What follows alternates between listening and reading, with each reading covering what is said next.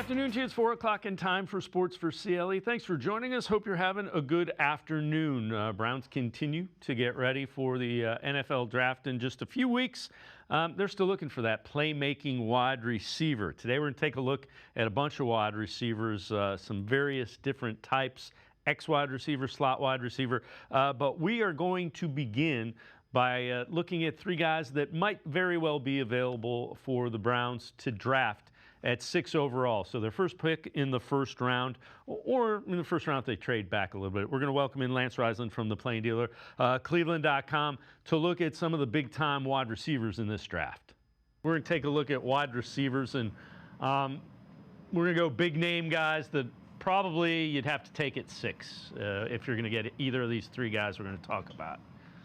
Yeah, three guys we're going to talk about today. You know, we'll do another one. We can talk about guys on second and third day. I think there's a lot of good receivers, and obviously the way I always break down receivers is the release off the line of scrimmage versus press and man, at the catch point, the 50-50 balls, and then the run after catch. And there's lots of guys that can do really well. You know, the three guys we're talking about are outstanding, but there's Casey Concepcion from Texas A&M. There's Malachi Fields from Notre Dame. There's Omar Cooper, who is shooting up my board. I love him as I watch film. A slot, Chris Brazil, an outside guy. You got Denzel Boston. There's a lot of guys besides the three we're going to talk about today. But I think these three guys will be available at 6. I don't think they'd be available much past that. However, there is some good depth. If you're not going to take a tackle, there is some really good depth at this receiver position. All right, so first guy we're going to talk about, folks who watch the show regularly know I like this guy a lot, Makai Lemon from USC. Yeah, inside slot receiver, does a lot of really good things here. You're going to see here just a little jailbait screen, does a good job. He's a touch guy. You don't have to do a lot. Give him the ball in space and let him work. So he can do that for you. You can see him here. He's going to fake a slot. He's going to fake a slot fade, run a curl, and then again, dynamic with the ball in his hands run after catch. He gets the top speed. So some guys are really fast, and Lemon is, but he gets the top speed really fast as well. You're going to see him here. This is just an RPO off the run game. Again, just the ability to maximize his skill set on the flanks. Love this route here. This is an over route from the slot against the safety. And again, you can see once he catches the ball, he's dynamic when he gets the ball in space. And for me, he's the easy touch guy in the draft. Here's again in the slot, running the over route off play action. Does a great job putting his foot in the ground. And then again, you can see he just always gets upfield. And the thing that I love about Makai Lemon is that he's number 1 on my board because of his ability to make easy yards. And there's guys who do a lot of things well in this draft at receiver. But for me and the Cleveland Browns, I need the Browns to get a guy who can create some easy offense. Over the last 6 years, they've not had a guy who can get them easy yards, easy touch guy. So as good as this guy is at receiver, I consider him more of a touch guy who you can do lots of different things with. Yeah, the thing that kind of jumped out, and again, I don't go back and watched him live in a couple of games for whatever reason. He's not big, but he makes contested catches. Yeah, you know, you're right, 5'11", 190. He'll probably measure even smaller than that. And this is why I watched the film, because measurables, there will be guys with better measurables. There'll probably be guys that run better than him, but there's very few guys that do what he does after he catches. There's that Jarvis Landry. Him and Tyson have this Jarvis Landry kind of edge to them when they're playing, and I just love watching him play. He reminds me a lot of Amon St. Brown. He can do different things in the slot. This is a true slot receiver. He can play outside as well, but this is a true inside slot who's dynamic when he touches the football. Yeah, it's interesting you bring up St. Brown, same school, and that's the comp for him that a lot of NFL.com folks had as well. All right, number 2, everybody's going to know this name from Ohio State, Carnell Tate. So what do you see when you look at Tate? Now you're talking the outside guy. Lemon's the inside guy, so you're going to see lots of things with Carnell Tate downfield. At the catch point is where he's elite. So he releases well, he runs good routes, but at the catch point, he's really good. Fluid for a guy 6'3". He tracks the ball very well. Great spatial awareness, great body control. Love him on deep over routes. So these balls downfield, you're going to see his ball skills right here between 2 defenders. Slow it down. You can see how he high points the ball. He catches and tucks. So where Makai Lemon is the guy who's going to be dynamic in space, this is Carnell Tate's going to be the opposite end of that, where he's going to be a guy who's on the outside. He's great in coverage. You can see you can put him in the slot, but he's still going to run these vertical concepts. This is just a smash concept where he's the high level. Again, does so many things well. You're going to see him here. Right arm will go over to get the press. And then again, late hands so he doesn't sell it. And it's just a great job of tracking the football. Again, the thing I love about Carnell Tate is just him. He's long, he's athletic, he's got a great, huge catch radius. Just a guy, a true outside number one receiver. Even though he's not the best receiver on his college team, he could be the best receiver on a pro team. But this is the guy who I love, once again. So you have Lemon on the inside, you have Carnell Tate on the outside, two really good players that bring different skill sets, but very, very good at what they do. You know, Ohio State has had a number of really good wide receivers that have gone on to success in the NFL. Are you at all concerned that you mentioned he's not the number one, you know, Jeremiah Smith has been there and you know, he would be the top receiver in this draft. He would have been the top receiver in last year's draft. Does that concern you at all with Tate? Because defenses figure out a way to take Jeremiah Smith away from Ohio State. There are a fair amount of defense coordinators who say, we're going to do this to take that guy away.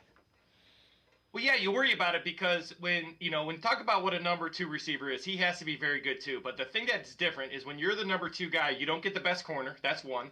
So Denzel Ward's not covering you. If it's a zone team, you're always going to get safety help over top to the number one receiver. You're gonna get the focus is not you. The rotation is not to you. The best defensive back doesn't go to you. And that's important when you're talking about, getting the matchups you want. So yeah, it does concern you. He has the physical traits, the length, the speed, those kind of things. Obviously the pedigree of the Ohio State receiver speaks for itself, but yeah, those do concern you. But I'm a guy who believes there's concerns about everybody, and as long as you focus on what he does well, this is not a guy you're going to throw a hitch and he's going to take it 90. But he is a guy who can win the red zone. He can win at the catch point on every route. So a lot of guys have these three guys as their number one. I have Tate as number three, but I love him as an outside one, running those comebacks, posts, digs, things like that. Yeah, really good with contested catches, which again I think the Browns really need. All right, third guy you mentioned, Jordan Tyson. It's Jalen Tyson of the Cavaliers' brother from Arizona State. 6'2", 200. So you got inside, outside. This is a guy. This is a combination of both. A lot of people have Tyson as number one. He actually would be a number one. I worry about his injuries. He's had an injury past. But this is another guy, Jarvis Landry, with super speed and skills, 6'2", 200 pounds, can play inside or outside, run the full route tree, does a great job. You'll see him here on a dig route, going to catch the ball with his hands. He does a great job. He's a ball hand catcher. You see him right here on this corner route. He's going to grab that ball out of the air. It's really strong hands all the time. He's good run after catch on some slot routes. You'll see here early on, great ball control, great body control in the air, spatial awareness, catch radius. And again, as talented as Tyson is, the thing that really sticks out with him is this kind of like underdog mentality he has when he plays. He feels like he's being slighted. He has that edge. If you go back to like Baker Mayfield and Jarvis Landry, these guys who come in with an edge. This is a guy who has great physical skills. Loved watching his tape. You worry a little bit about the injuries, but sometimes that happens and the guys don't get injured in the NFL. The only thing I would say about him, he's not afraid to block. He's not afraid of contact. He's not afraid to go across the middle of the field. And sometimes with injuries, these guys are their own worst enemy because of their toughness. So, again, love this guy. He's number two on my board. I got Lemon first, Tyson second, and Tate third. All guys, a little bit different skill set, but this is a super talented guy that can do all the route tree from both inside and out. All right, we talk all the time about Todd Monken. He likes to find matchups that can be exploited and ways to match up. Which of these guys do you think presents the toughest matchup for a defense?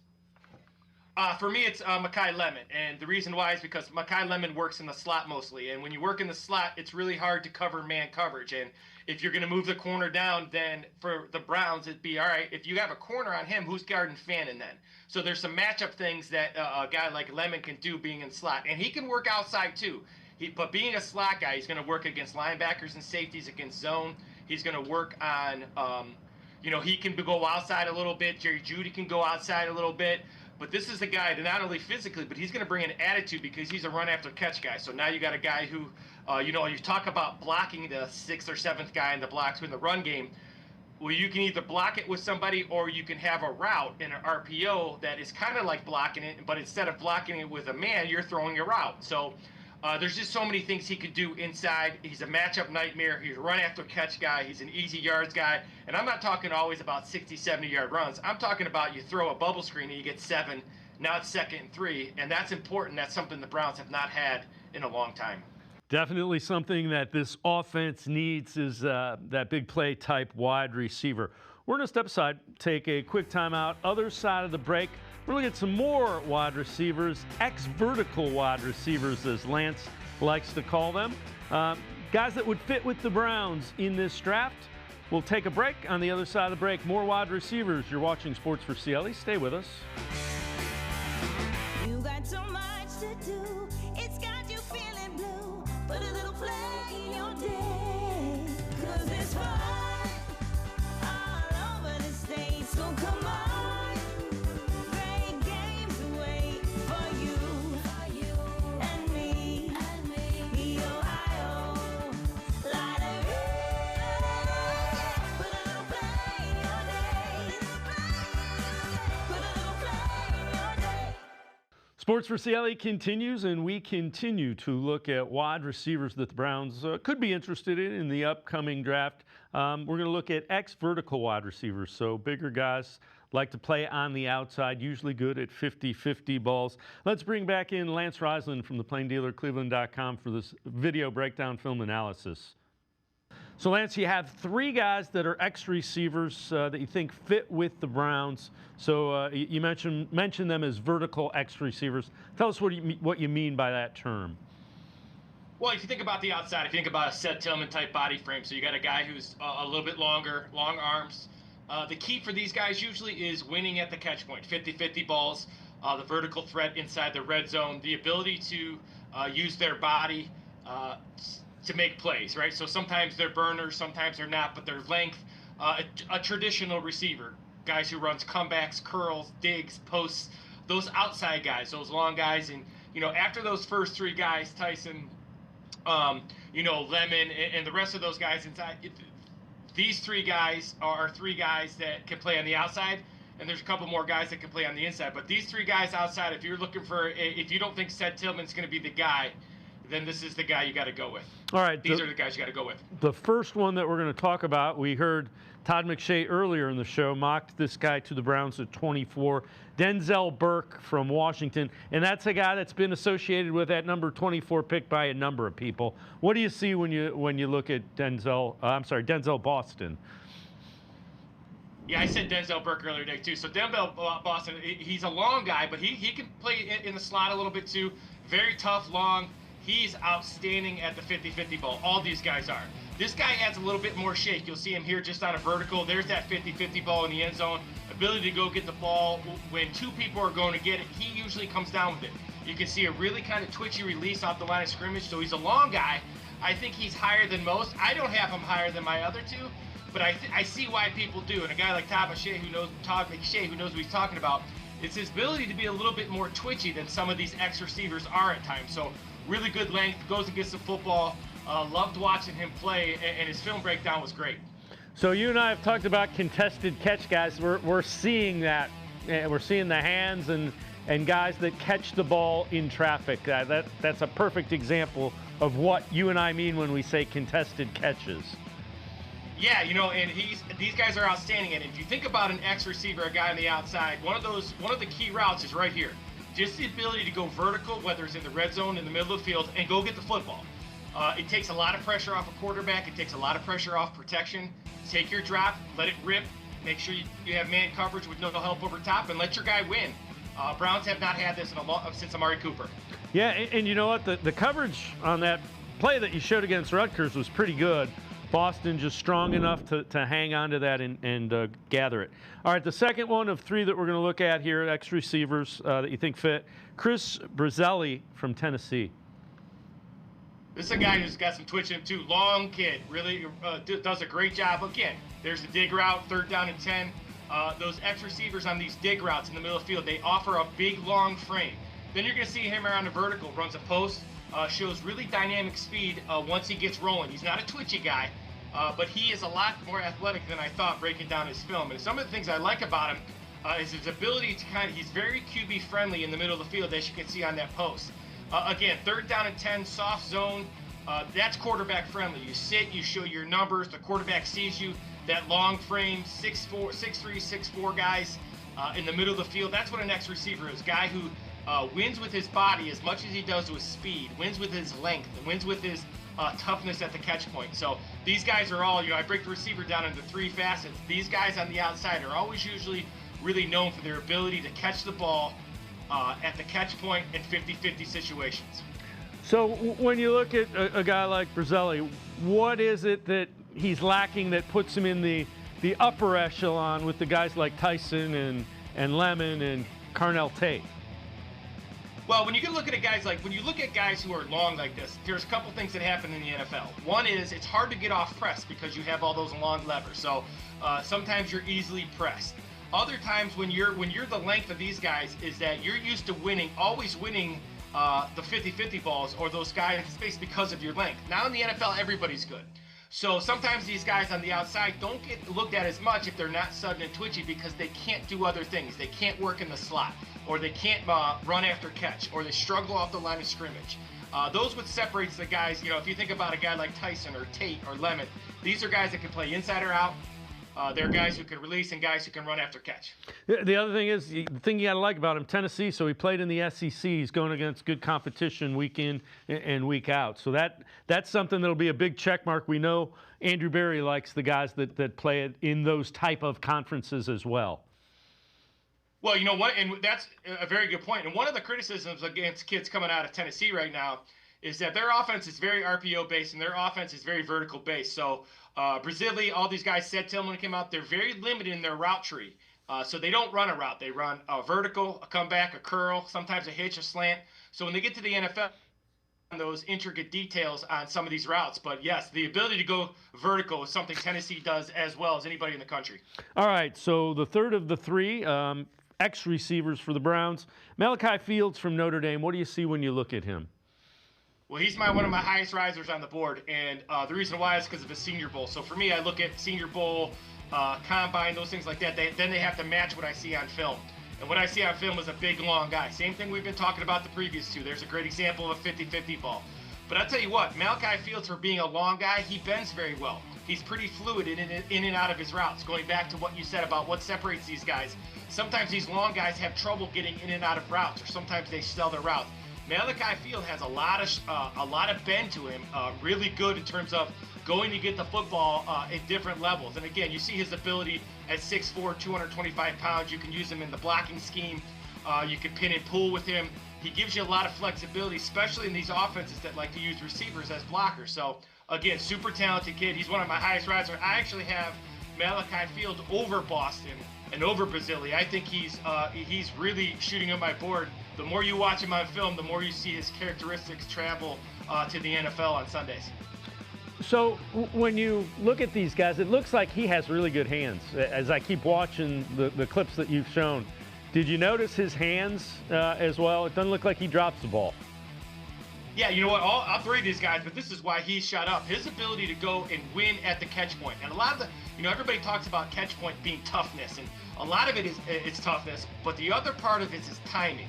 Right? It's like in basketball. The best jumper doesn't always get it. It's the guy who times his jump best, right? And that's what he does very well, is he times his jumps and he anticipates where the ball is going to be, and he gets up first. So yeah, great hands, great anticipation, great ball skills, great catch radius, all those things you talk about in X receiver, he has them all. Are these guys that you would think will go in that late first, early second range relative to the draft? You know what?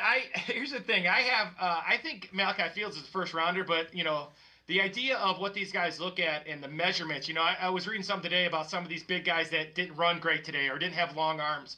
I try not to listen to that stuff because when you watch the film, I would say these guys are going to be late day 1, into day 2, maybe sneak early day 3. But I would say all 3 of these guys, after you get past Lemon, Tate, and Tate.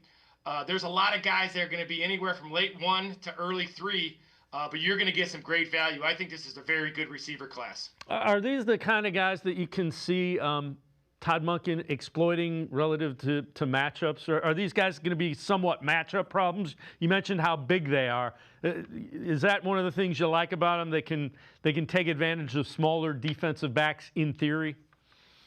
Well, I'll tell you what's going to happen is if they draft one of these guys, either second round or whatever it may be, it tells you that they don't have a lot of confidence in Ced Tillman. Ced Tillman does all these things as good or better than these guys right now. For some reason, it has not carried over to the field.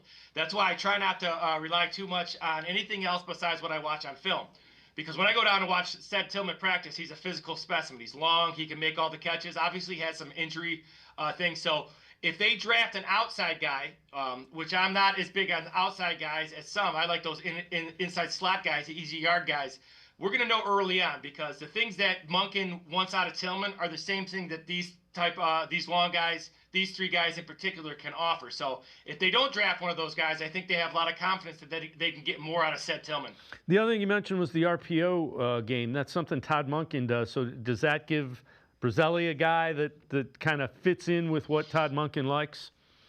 Yeah, especially on those glance routes or routes over the middle of the field where you're reading the inside backer. So if you think about a play going left, a receiver on the right side might run like a deep slant or a bang eight, we call it. And if that linebacker tries to stop the run weak side, they just read him and pull it. And it's helpful for a quarterback when you're throwing in traffic, when you're throwing dig routes, slant routes, bang eights. If that guy has some size, you can put it up where he can get it, especially in the red zone.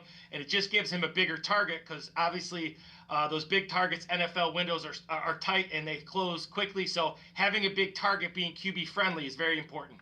The Browns could definitely use that big target on the outside, could open up some space for both Harold Fannin as well as Jerry Jeudy. Also would be a nice red zone target. We're going to step aside, take a quick timeout. Other side of the break, we look towards the inside guys, the slot receivers. Sports4CLE, still talking receivers. Stay with us. Come back to go forward. Back to learning new things. Back to pursuing your dreams. Tri-C has flexible learning options to fit your life. And every year, more than 1,000 local companies provide Tri-C students with real-world learning. The right education can boost your lifetime earning power by hundreds of thousands of dollars. Start now with a college education you can afford. Tri-C, where futures begin.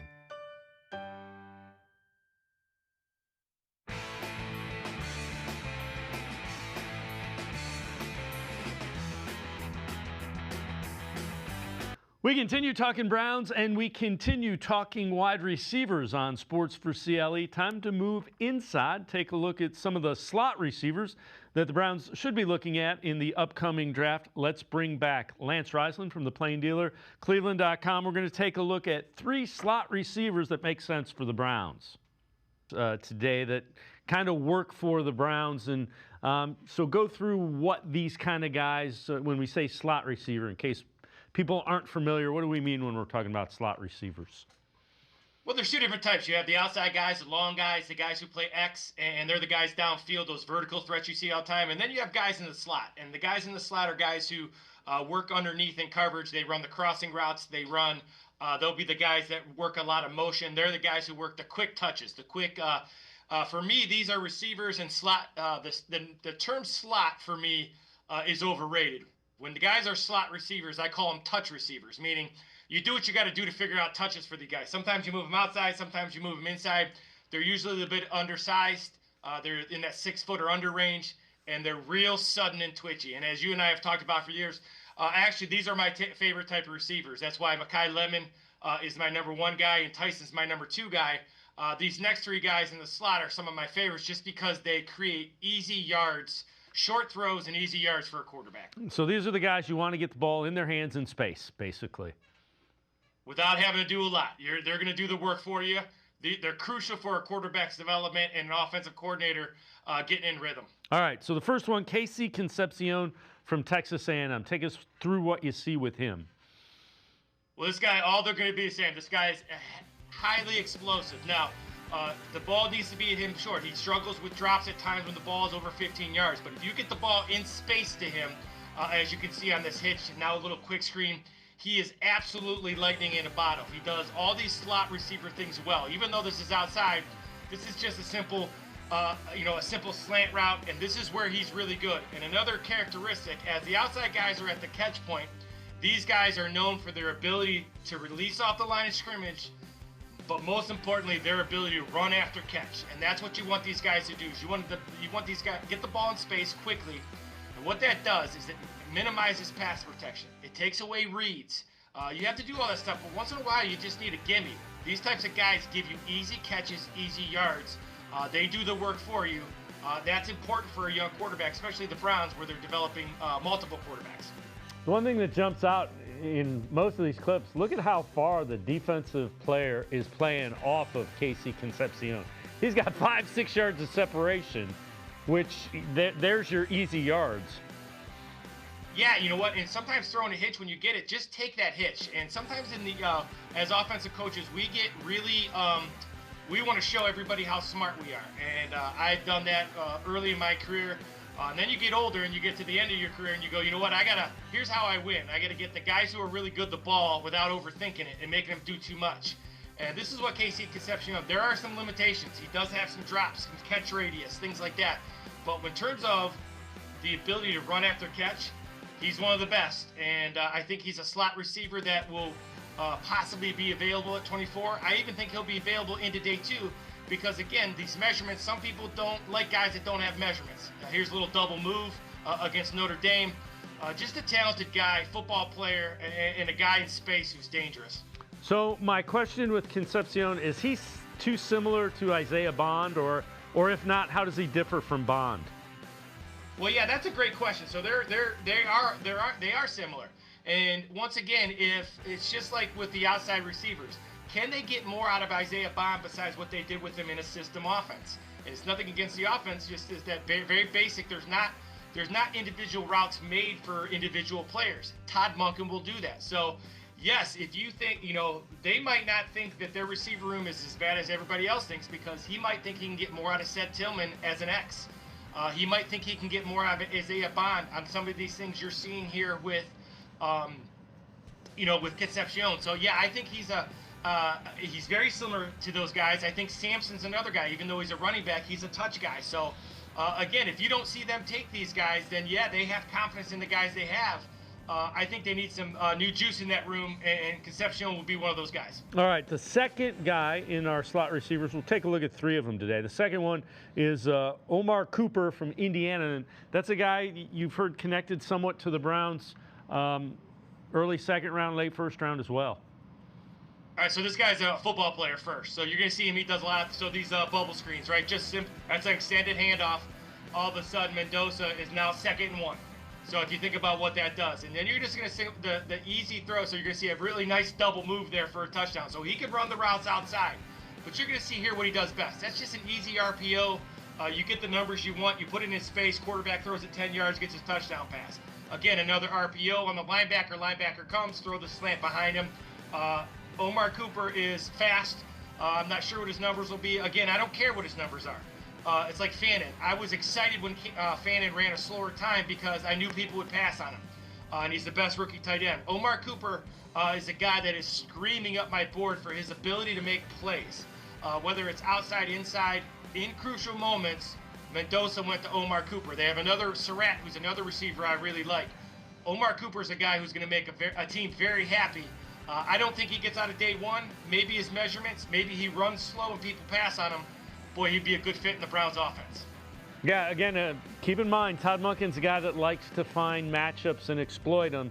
And both of the first 2 guys we've seen are guys that you can exploit in matchups. Third one is Zachariah Branch from Georgia. Keep in mind, Todd Monken will have some inside knowledge, or will be able to get inside knowledge from Kirby Smart about Branch as well, because he coached with him at Georgia. So for me, Branch, you're going to see him here. Branch is the best behind the line of scrimmage receiver in the draft for me.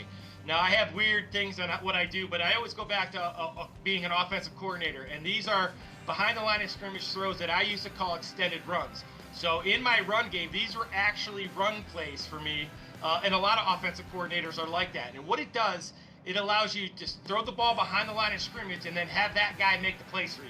And all 3 of these guys do this, but that's where Branch really, really thrives is behind the line of scrimmage, RPOs, things like quick screens here. He's as explosive as anybody with the ball in his hands. Sudden, twitchy, those words that I love to use as a receiver. This guy does it. He can make all the catches. He's a true slot. He can work outside if you need him as well. Once again, the NFL, you need to be multiple. But this is the guy inside. If you can create touches for him, and a lot of his best plays are simple throws by the quarterback. That's a 16-yard gain. The quarterback threw it 8 yards. And there's just so many different things he could do. You can put him outside here. This is still an RPO slot route. Again, reading those linebackers, things Monken will do. So I love Zachariah Branch. Again, as good as it gets in terms of run after catch, explosiveness, red zone motion, jet sweeps, fly sweeps. Not just a gimmicky guy, but part of his package. And that's what makes him different than a gadget guy. He can play receiver too. I love this guy. He'll definitely be around day 2. I got him higher on my board than most, but I love guys in space, and Branch is that guy. So when you think of a receiving core, I heard somebody say this at the Combine a couple days ago. A lot of people like to look at it as a basketball team. You're kind of building guys that are different shapes, different sizes, different skill sets. When you look at the Browns, assuming Jerry Jeudy's going to be there, said Tillman may be there, Isaiah Bond, what do you see Todd Monken going, man, I need to add this guy to that room to kind of complete it. I think if you add somebody at the top of it, it kind of slots everybody down more so where they belong than where they were playing last year. They were missing a guy at the top of that room, I guess is what I'm saying in a long-winded way. You know, here's what I think. I do it a little differently. I think of guys who can release off the line of scrimmage, catch at the catch point, run after catch. And I think you need all 3 of those guys. And it kind of ties into that basketball analogy, which I think is good.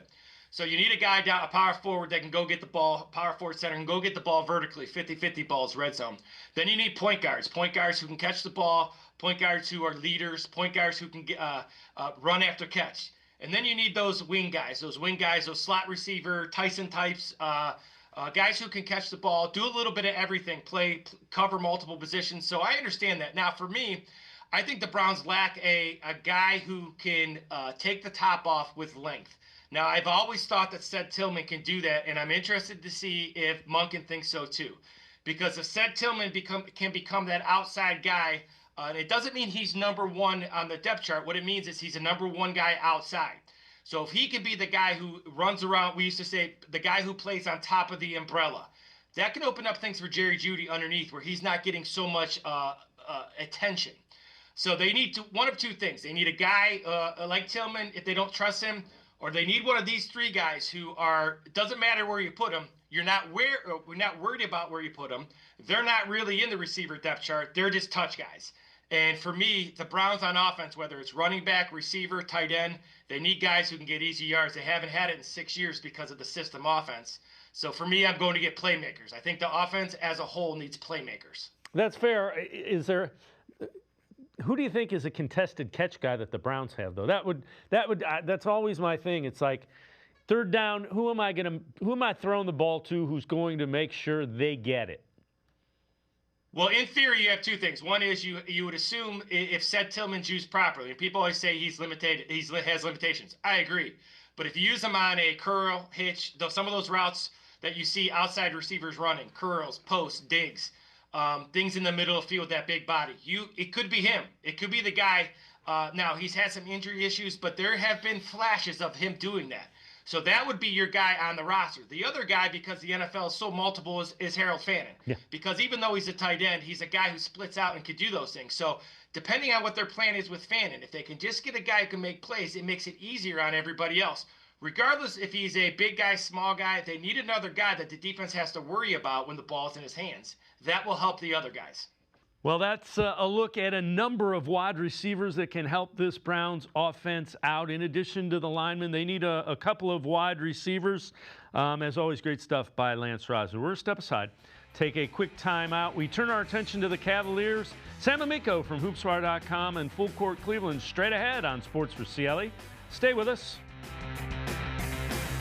Get ready for action like never before. The 2026 Mid-American Conference Basketball Tournament presented by Credit Union One returns to Rocket Arena March 11th through the 14th. Every shot, every steal, every buzzer beater, it all comes down to this. The best of the MAC men's and women's teams battle for glory, pride, and a ticket to the big dance. Feel the intensity, hear the roar. MAC Tournament Basketball. Be there. Tickets on sale now at rocketarena.com. We turn our attention to the Cavaliers on Sports4CLE. Earlier this week, James Harden scored his 29,000th career point, became just the 9th player in NBA history to reach that milestone. Cavs head coach Kenny Atkinson talked about the accomplishment as well as what Harden's bringing the Cavs. The longevity is amazing. Testament to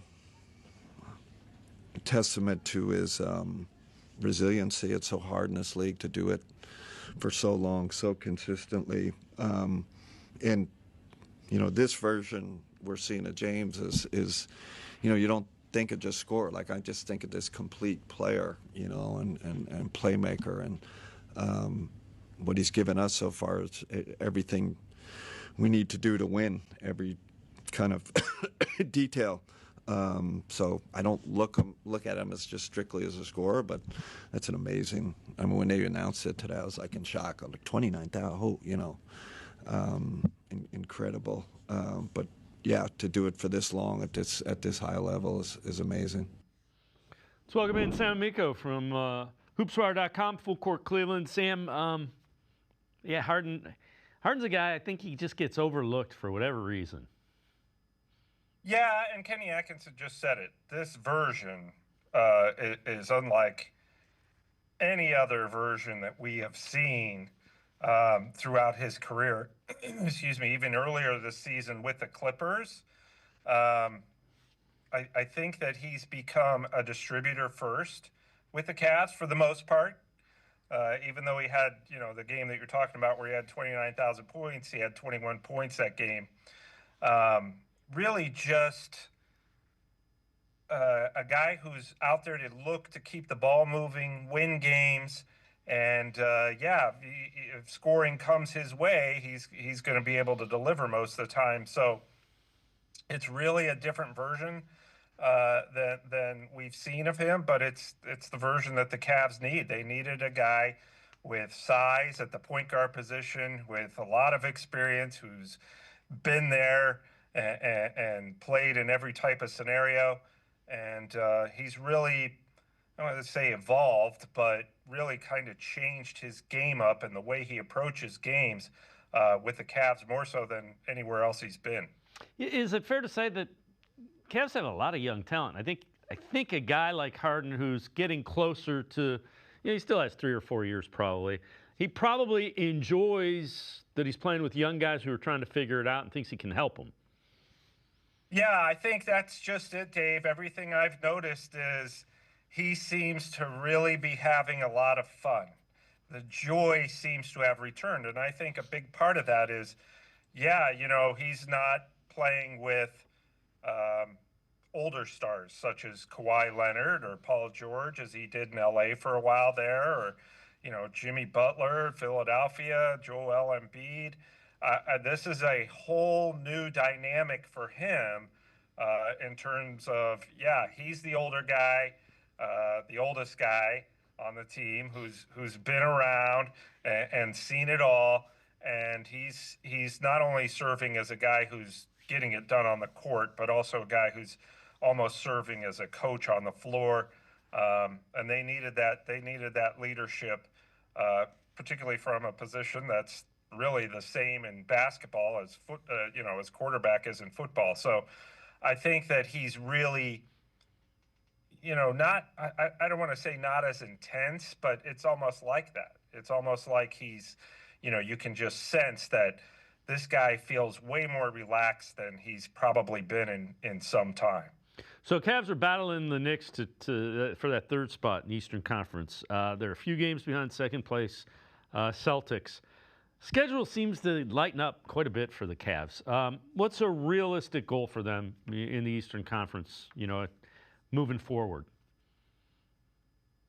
Yeah, I think that they could probably get up to third. You know, Boston with Tatum back is probably either locked into second, or if Detroit keeps sliding, they'll pass them. But you know, listen, right now the Cavs are in fourth, which is where the standings are right now, where you want to be, because you get, say, Toronto in the first round, and you think that's a winnable series with home court advantage. The second round, then if the standings if they stay the same, you let New York and Boston battle it out in the second round, and you're fighting Detroit.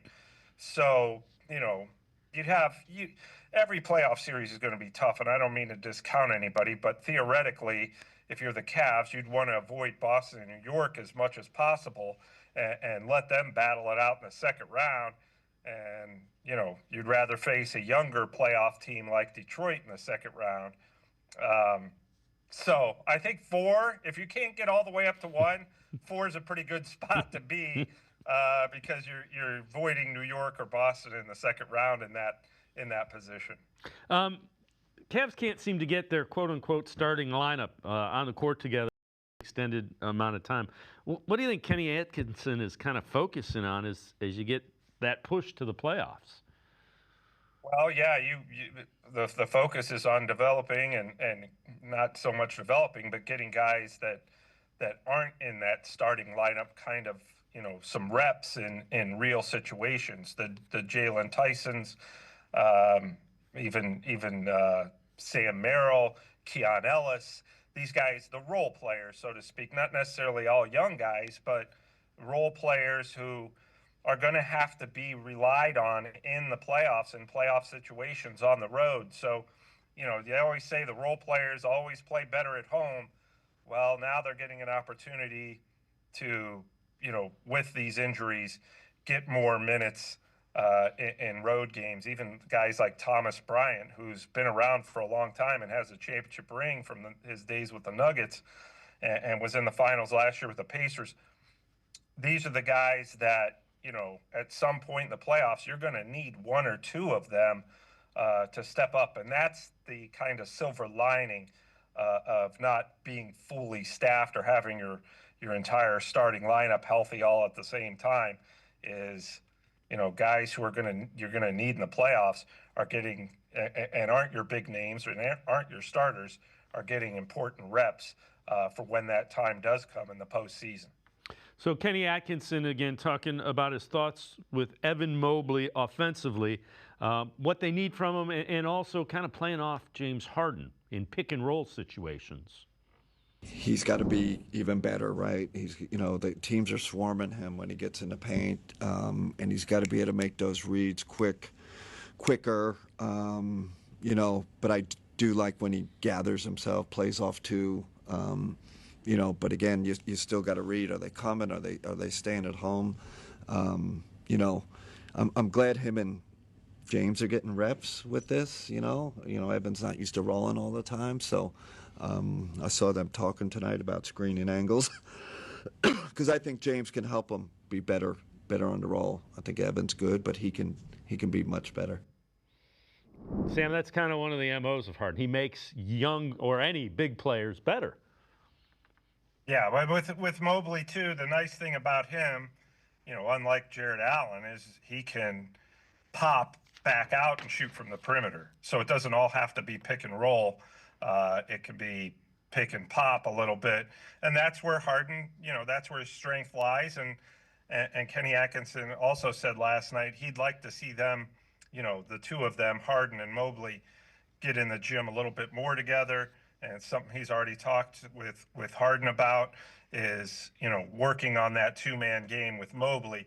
With Jared Allen, right away it clicked. I think it's clicking with Mobley. There was a couple times last night where, Mobley picked and popped or picked and rolled and ended up with a dunk. So that's, it's a work in progress, and you don't have to worry about James Harden's end of it. You just got to, Evan Mobley, after having been out for a while with that calf strain, he just has to get used to playing with James. And I think that's, you unleash that along with Harden and Allen when Allen's healthy.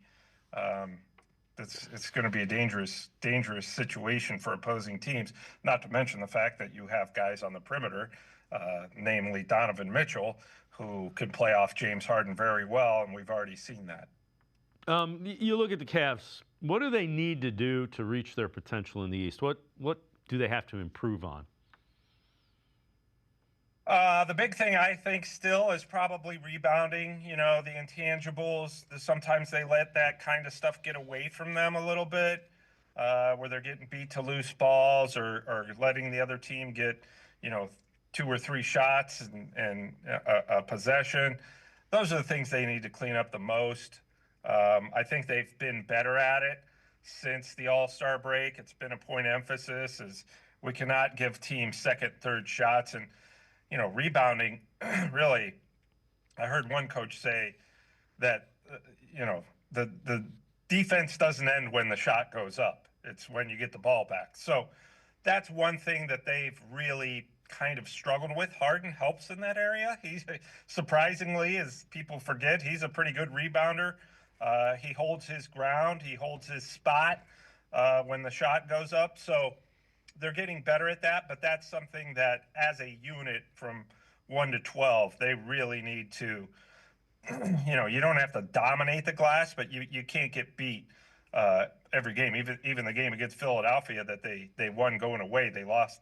I think Philadelphia had 42 rebounds, the Cavs had 41. So they've got to find a way to get those edges when it comes to rebounding and the other intangibles, loose balls and, not committing turnovers, which they've done a better job of. So they're improving in those areas, but they're not exactly where they need to be just yet. Before I let you go, how much does Tatum's return throw kind of a wrench into the East? And can you still see a path to how the Cavs win the East and head to the finals? Yeah, in the playoffs, you got to win road games, right? So to answer your first question, if they do face Boston, they're not going to. I'm assuming that the Boston's going to have home court advantage. Listen, Jason Tatum creates a whole another animal, as does Nikola Vucevic, who they got at the trade deadline, who's a big guy who can step out and hit threes. And one of the scouts I was talking to the other day, Dave, said it's really not the Cavs' concern. Really, isn't Tatum and Brown so much, because they're going to get theirs and they're going to do their thing, and that's not really a problem. What the problem is it's the guys like Peyton Pritchard or Sam Hauser or Vucevic when he's healthy, or we saw this Baylor Shireman, second-year player in Cleveland, really light the Cavs up, had 16 points. It's those guys, because you're putting so much focus on Brown and Tatum that it kind of leaves those guys almost as open and forgotten, and they can really hurt you. So in that sense, yeah, now you have to not only contend with trying to slow down Brown and the other guys playing off of him, but now you got to try to do the same thing with Tatum, and we've seen the Cavs struggle with that in previous seasons. But I think that the Cavs are going to be very difficult to stop offensively in the postseason because of Harden, Mitchell, Jared Allen. I suspect Evan Mobley will continue to, develop, run with the Harden and the new group. And the Cavs now have some guys who play with an edge in Schroeder and Keon Ellis. So, yeah, Tatum, Boston been playing well, surprisingly, before Tatum came back. So it does add another wrinkle, but listen, I think if the Cavs are playing at their best, they can beat just about anybody in a 7-game series. Sam Amico, hoopswire.com. As always, great stuff. Appreciate the time and the insight. Thanks very much, Sam. All right, thanks for having me. We'll talk to you soon. Sam Amico, make sure you check him out. Hoopswire.com, also co-host of Full Court Cleveland. We're going to step aside, take a quick time out. We turn our attention to the Guardians. Guardians beat reporter Paul Hoynes will join us. We'll be right back talking about baseball. Stay with us. You got so much to do, it's got you feeling blue. Put a little play in your day, 'cause it's fun all over the state. So come on, great games wait for you and me, the Ohio Lottery. Put a little play in your day, put a little play in your We turn our attention to the Guardians. Let's welcome in Guardians beat reporter Paul Hoynes from the Plain Dealer, cleveland.com. Hoynes, appreciate the time. Who's impressed you in spring training as you kind of follow it and look at things? David, there's been a lot of players that have kind of jumped out at you, especially young players. You know, they didn't do anything to bring in free agents, veteran guys, or did very little in that regard.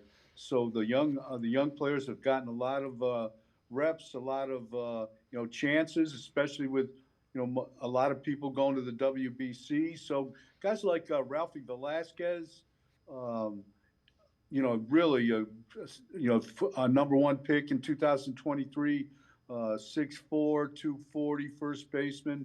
Really had a great camp. He got sent down yesterday, but he can run the bases. He hits for power, but he's also, he can hit for average too. So that was a guy that really kind of jumped out at me. Also, Cahill Watson, converted infielder, is playing outfield. He had like 429 in camp. He got sent down as well, but he made, he opened a lot of people's eyes. Angel Hano, another shortstop, a young shortstop, had a shoulder injury last year, came in and played really well, especially, on the defensive side. Has more than enough arm to play shortstop, great range. So those are some of the guys that have really kind of, grabbed your attention that, you really hadn't seen a whole lot of. Yeah, and those are three of the younger guys. I think Velasquez is 21 or 22. Watson's in that same age range, and isn't even. I think he's 21. Those are three guys that have risen this farm system back up. I think they're ranked third or fourth by most experts in all of baseball. So there's a lot of young talent that can apparently hit that's on the way. Yeah, no doubt about it. And they have, they've really swung the bats pretty well this spring. But guys like, another guy, Milan Tolentino, is, another young shortstop, has hit a couple home runs. He hit 21 home runs last year at Columbus. He's got a lot of swing and miss in there, but he's been promising. An outfielder they sent down, Alfonso Rosario, that they got from the Cubs for Eli Morgan. Big, kind of five-tool guy. He looked a little bit overwhelmed in big league camp. He went 0 for 8 with 7 strikeouts, but if you look at his numbers from last year, he can do a lot of different things. He, at Double-A at Lake County and Akron. So yeah, they've got some interesting young players. When you look at this rotation, they still have to figure out the back half of it between Messick, Allen, and Cantillo. 2 of those 3 will be in the rotation. I think Logan Allen is the only one of the 3 that still has options. So they do have to figure that out. What have you thought of the pitching so far in the spring? Yeah, the starting pitching has been great. Messick threw 4 scoreless innings yesterday, and he was followed. The first 4 guys in that rotation, pitched in front of him, and they did just about the same. Bobby threw 4 scoreless against the White Sox. Williams came back with 3 2/3 scoreless innings. Then Ciccone, and then Cantillo on Sunday against, I believe, the Pod. No, who was I can't remember who he pitched against. I think it was the Rockies. Maybe. Yeah, the Rockies. Yeah, the Rockies. Yeah. So the rotation looks really, really solid. And Messick is just a rookie, so he's got some options left. Logan Allen has some options left.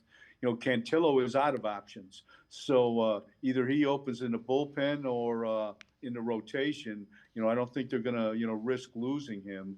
So I think he's got a job one way or the other, and it probably is going to come down to Messick and Logan Allen. And you know what? You almost want that guy to stay stretched out as a relief pitcher or as a starter, not put him in the bullpen, because you're going to need more than 5 starters if the last few years have taught you anything. Yeah, for sure. I mean, you've got to have 6, 7, 8 guys that can, that you have to have some emergency depth.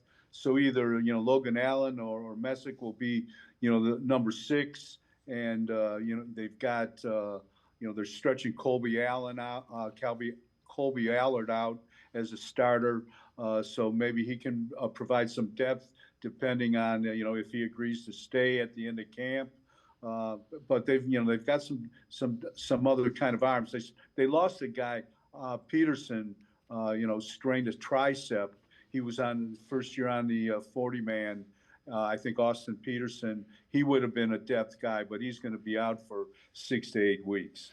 You look at it, Hunter Gaddis, how concerning is, I think it was forearm tightness, how concerning is that setback? Yeah, I think that's a setback. Anytime you lose time, in spring training, you're fighting an uphill battle to be ready for the opening day roster. And this guy, David, you know how much he's pitched in the last 2 years. I mean, the guy's made over 150 appearances. Him and Cade Smith have, they pitch almost every day, it seems like. And, I think it caught up to him a little bit. And that was even, he made one appearance on March 27th against the Cubs and came down with the forearm soreness. They had an MRI. It was clean, but he hasn't pitched since.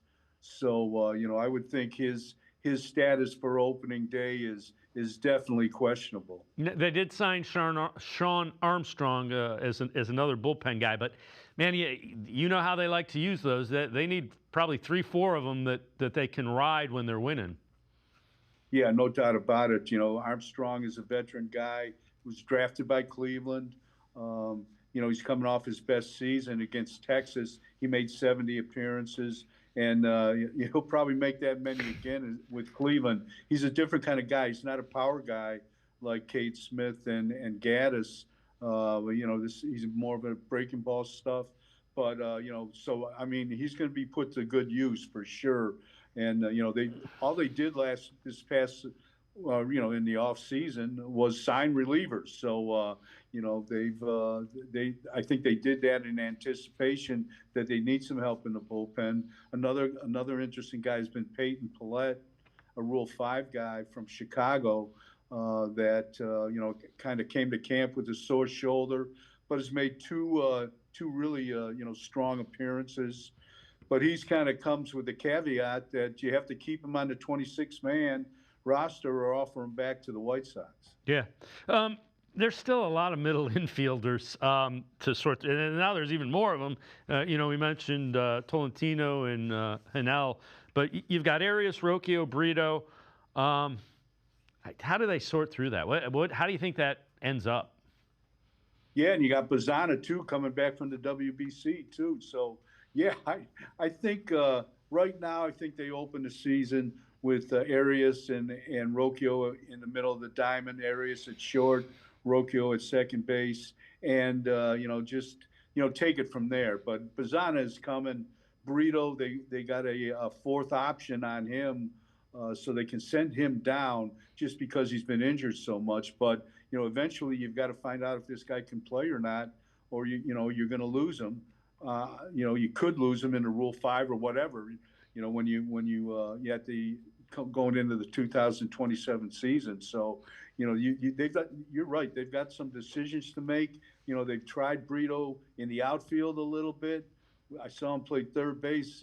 He is not a third baseman, I'll tell you that. So he's got to stay in the middle of the diamond or maybe play right field. All right.